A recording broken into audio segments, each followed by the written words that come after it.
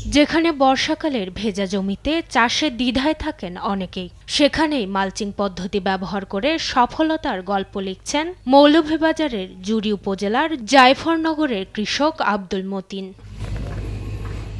১.৫ বিঘা জমিতে ৮০,০০০ টাকা খরচ করে ৩ ধাপে উৎপাদন করেছেন ৮০০ কেজি মরিচ, বিক্রি করেছেন ১,৭০,০০০ টাকায়। হাইব্রিড বিজলি ২০২২ জাতের মরিচে মাত্র ২ মাসেই গাছে ফল ধরেছে।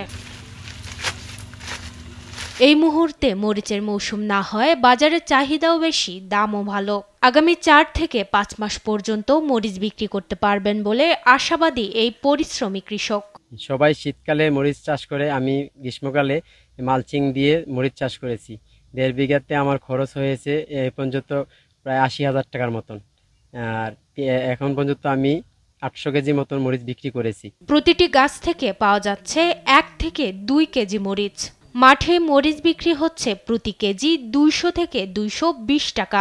এখন থেকে আরো আপনার ৪ মাস মরিচ পারতে পারবো আমরা ২৫০-৩০০ কেজি করে।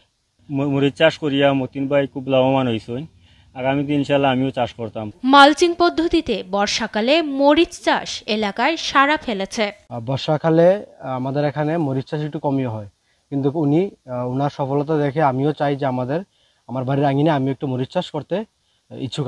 মালচিং পদ্ধতিতে বর্ষাকালে মরিচ চাষে কৃষকদের সহযোগিতা করা হচ্ছে বলে জানায় কৃষি সম্প্রসারণ অধিদপ্তর।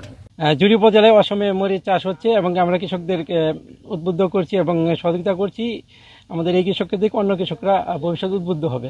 প্রযুক্তি ও পরিকল্পনার সঠিক প্রয়োগ হলে মরিচের মতো মৌসুম বহির্ভূত ফসলও হতে পারে লাভজনক। মৌলভীবাজারের এই কৃষক তা প্রমাণ করেছেন। মাকদুরা মিতি, নিউজ ডেস্ক, দেশ টিভি।